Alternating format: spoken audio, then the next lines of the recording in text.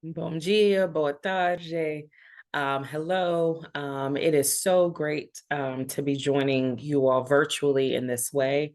My name is Dr. Sharrelle Barber. I'm an assistant professor of epidemiology and director of the Ubuntu Center on Racism, Global Movements, and Population Health Equity at the Drexel University Dornsife School of Public Health.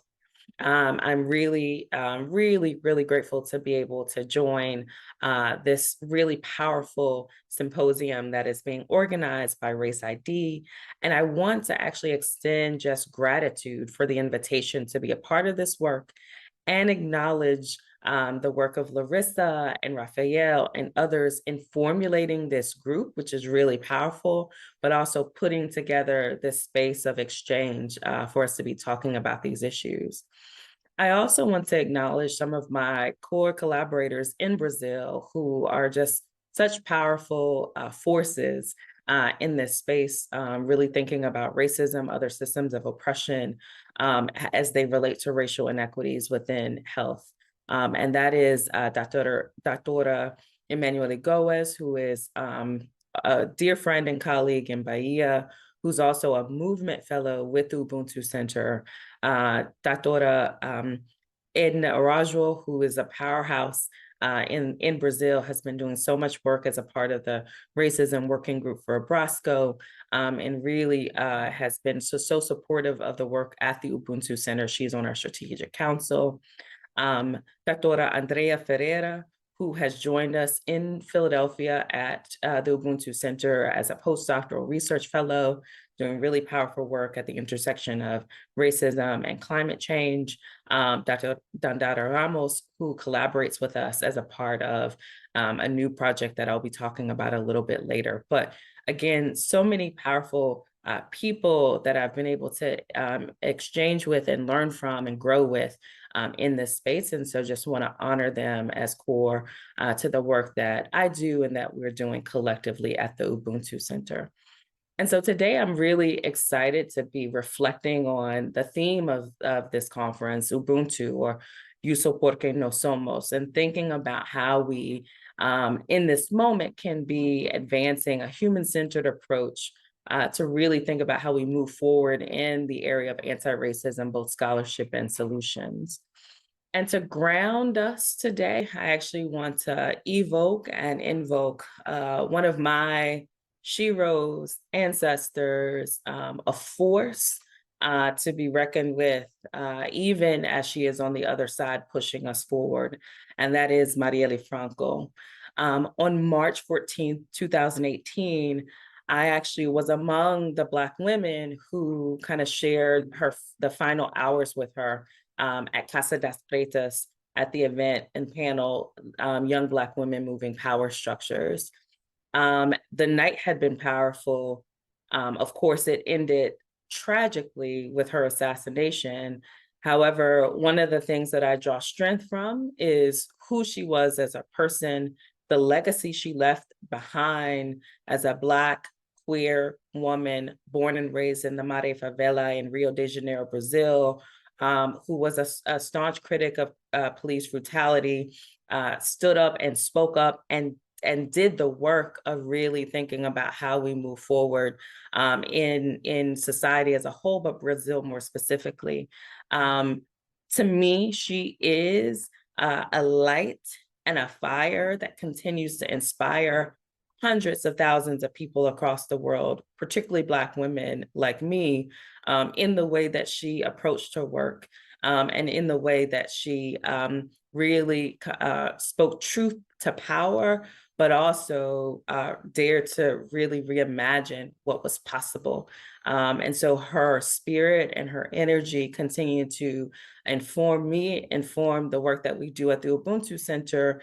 And in so many ways, you know, her legacy is infused in our approach to the work. And so many of you know in 2016, when she ran for city council in Rio, you know, her campaign slogan was Ubuntu, I am because we are. And, you know, to me, I feel like she recognized that these systems and structures of oppression, racism, patriarchal systems of oppression, et cetera, all seek to dehumanize us and They all seek to minimize our very existence. But in the spirit of Ubuntu, we have to recognize that we have a shared humanity that not only speaks to our value as individuals and as a collective, but also our power as a collective, right? And so we are connected in so many ways to each other, to ancestors, and to future generations. And so at the center, we talk about Ubuntu as being not an anemic commitment to unity without accountability, but rather a radical act of solidarity rooted in our shared humanity, unapologetic truth-telling, and a commitment to bold collective action that dismantles oppressive systems, disrupts narratives, and dares to imagine and build the just and equitable world we all deserve. The name connects us to a long lineage of transformative social movements locally, nationally, and globally, from which we draw strength, insights, and inspiration. And so it is in that spirit that I want to offer to you some of the work that we're doing and how we're approaching anti-racism scholarship in this moment. So what is this moment, right? So we are over 3 years into a global pandemic that wreaked havoc and disproportionately impacted Black and Indigenous communities around the world. And we have lost millions of people to this pandemic, an invisible airborne virus, which literally revealed to us the deeply entrenched inequities that exist in our society that are the byproduct of racism and other forms of oppression. We also, in this season, have seen powerful resistance, and particularly in 2020, when there were global uprisings against racism and against state-sanctioned violence, right? And so these two things converged in this moment to really precipitate an advancement of our thinking on how racism, the complex ways that racism operates to produce health inequities, particularly racial health inequities, not only in the United States, but around the world. And so in many ways, we are in a moment where we can accelerate and really push forward this agenda of thinking about both the scholarship that is necessary to really unpack and understand how racism becomes embodied, but also what is necessary in terms of movements and pushing us forward so that we can build the equitable and just world that we all deserve. And so at the Ubuntu Center, we have outlined an approach to our work that is both part of how we advance the scholarship, but also thinking about the action. And so we identify 4 core pillars of the work, which represent to us a theory of change about how we're going to actually be able to move the needle on racial inequities. And so the first is to document the impact of racism on racial inequities in health through rigorous transdisciplinary scholarship that is grounded in theory and historical context. We also need to be disrupting mainstream narratives of racial health inequities by centering and amplifying the lived experiences of the communities most impacted by racism. In addition to that, we have to be thinking about how we dismantle systems and structures of oppression that harm health and prevent individuals and communities from thriving. And then finally, this idea of daring to reimagine, to rebuild, whether that's in local context, nationally or globally, anew, through community organizing, through power building, through advocacy. And so what is it that we learn from movements that can help to push us forward? And we see these 4 pillars as acting synergistically to really help us think about how we move the needle forward in the work that we do. And so now I'm just going to outline a few ways in which these core pillars are being applied to some of the work at the Ubuntu Center. So in terms of documenting racism harmful effects, the racism as a construct is complex. It's also context specific, and we need to be in this moment bringing together individuals embedded within different disciplines to really unpack that complexity. And that includes thinking about, I'm an epidemiologist and, many of us are in public health or medicine, but how do we draw from the knowledge of historians and anthropologists and other disciplines, sociologists, to help us unpack how racism operates in our given context. In addition to thinking about scholars in this area, we really need to be honoring the knowledge that comes and is embedded within communities, that's embedded within movements and organizing to help inform, again, our understanding, our conceptual understanding of how racism is operating. And so part of the work at the Ubuntu Center is that we bring together in co-learning spaces scholars, activists, community folks, to really understand and unpack some of the manifestations of structural racism that take place in our in our society. And last spring, for example, we talked about segregation and dispossession as one form of way that structural racism shows up. And what emerged from a group that was comprised of, again, these different entities was really a deeper and more powerful understanding of racism and its harmful impacts, right? So it's really important that as we're documenting that we're drawing knowledge from different sources to really help us understand the issues. It's also important in this moment is that we're integrating global perspectives. And so intentionally, the work at the Ubuntu Center focuses some locally in the city of Philadelphia, which is where we're based, but we also are building bridges to other parts of the diaspora, particularly in the Western Hemisphere and the Pan American region, to really think about how racism shows up. And not as a practice of saying, well, this is US racism, this is Brazil racism, but how can we understand racism as a global phenomena, as white supremacy as a global phenomena, and how it shows up, both the similarities, but also the distinctions between various contexts. And so one project that we just launched in January of this year is the Pan Diaspora Project, which is comprised of a team of individuals and collaborators from Brazil, Colombia, Cuba, Canada, and the United States, as well as Argentina, coming together to think about how we advance work around the availability and the quality of race and ethnicity data, particularly seeing data as not just a technical issue, but as a political issue, and also highlighting the role that movements have played in this region to be able to advance work on documenting just the racial inequities that exist for many health outcomes. And so we released in January a brief, Making the Invisible Visible, Racism and Data and Health Data Lessons from Latin American Countries, that showed where there are clear gaps in data collection with regard to both Black and Indigenous race and ethnicity across 11 countries that are embedded within the Saúde project, or the project on health on urban health in Latin America. And there were some huge gaps with regard to race data on national census, national health surveys, as well as vital statistics registries, specifically death and birth certificates.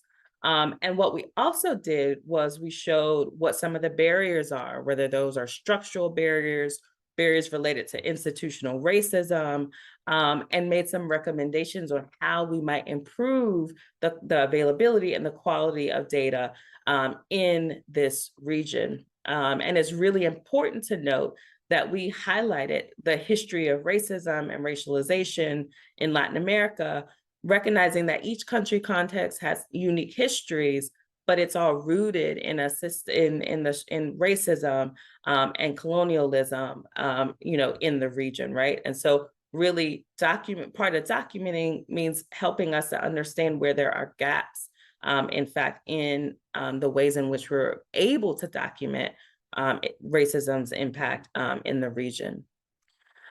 We're also thinking about and building on some of the work that I've done, both in the United States and in Brazil, is how do we also not just document the inequities in the racial inequities in health, but manifestations of structural racism.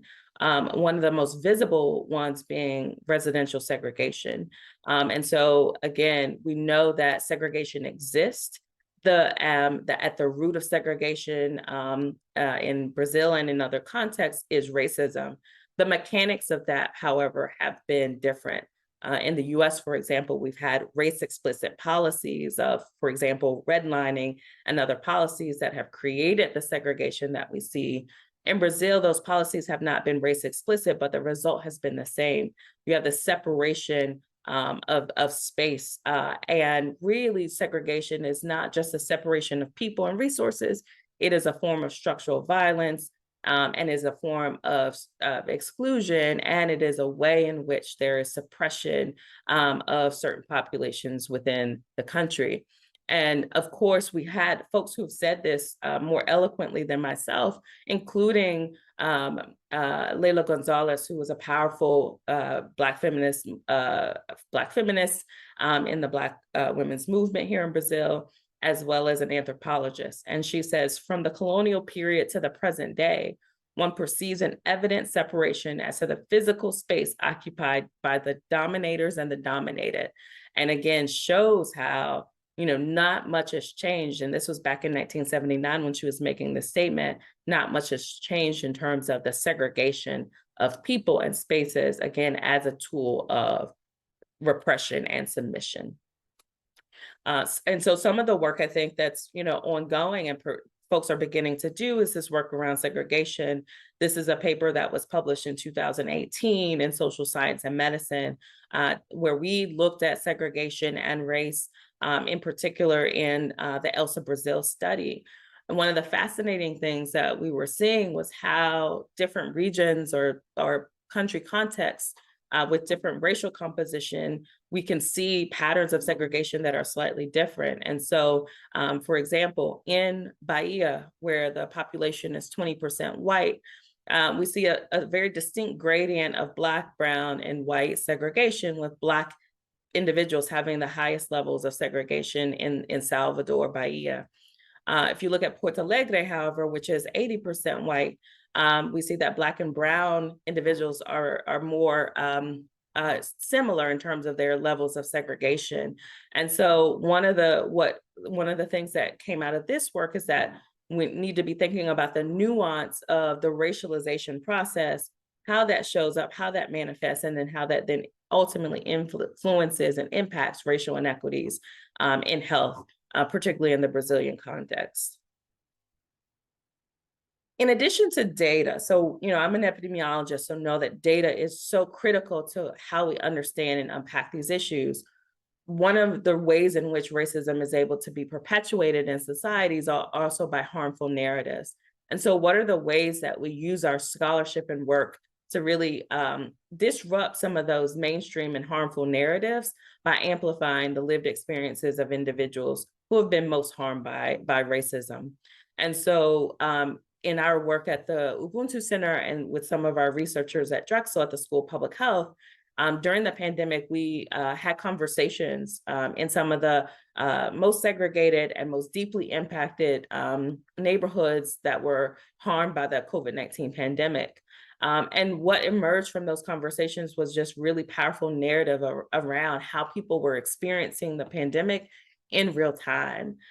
This quote really kind of speaks to me because it was from a young man who said, "What's a pandemic to someone who's experiencing a survival mentality?"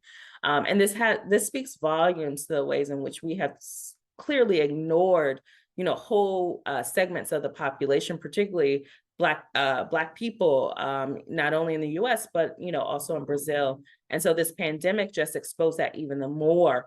And it pushes us to think about what we need to be doing differently.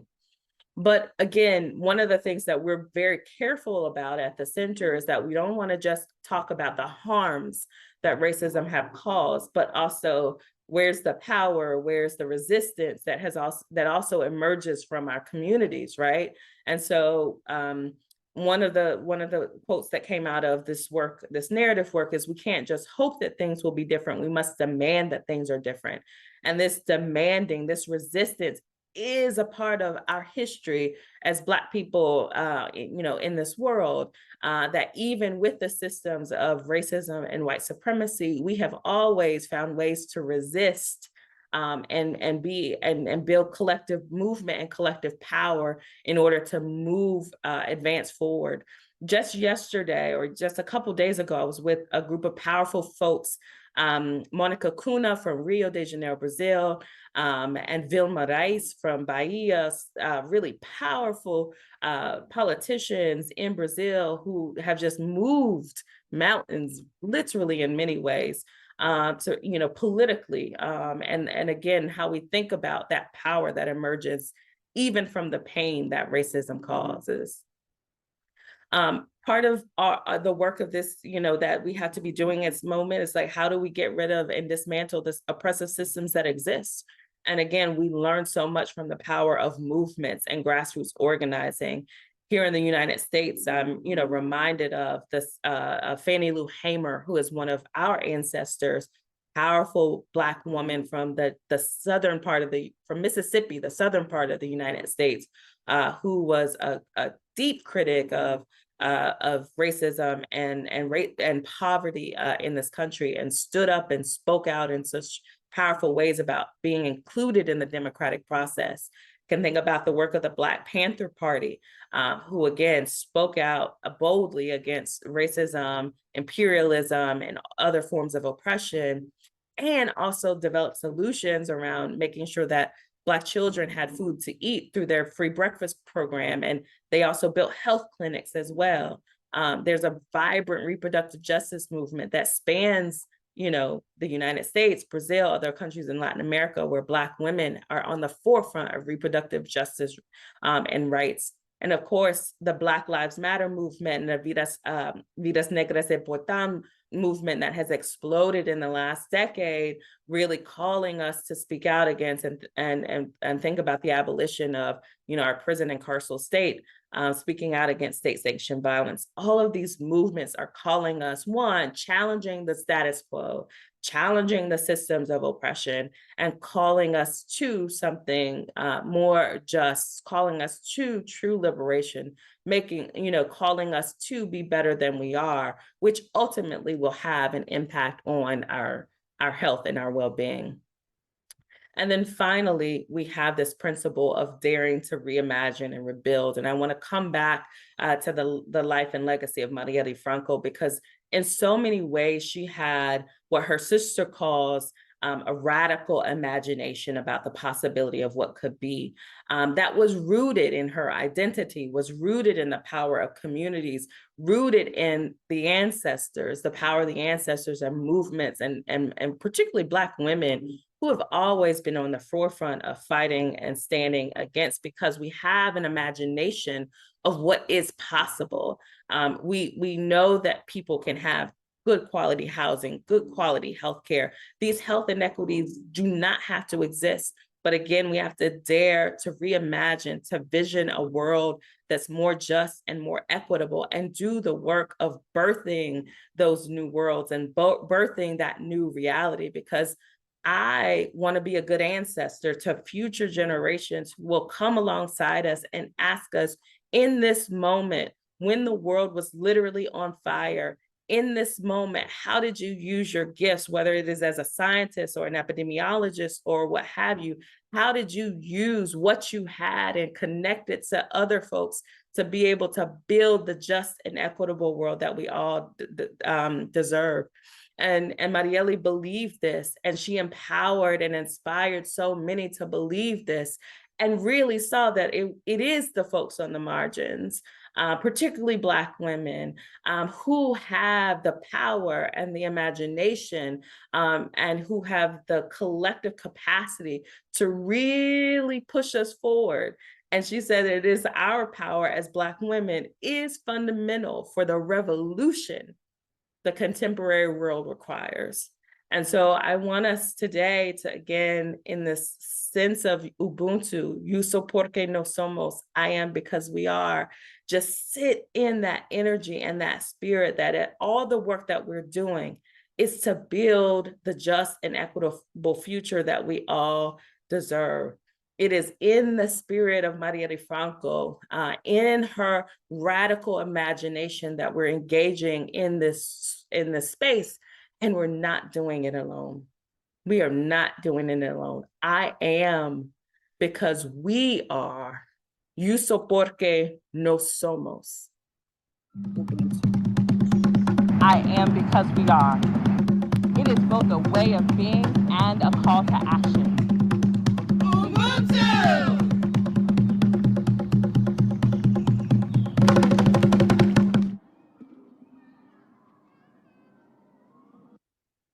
Thank you so much for your time.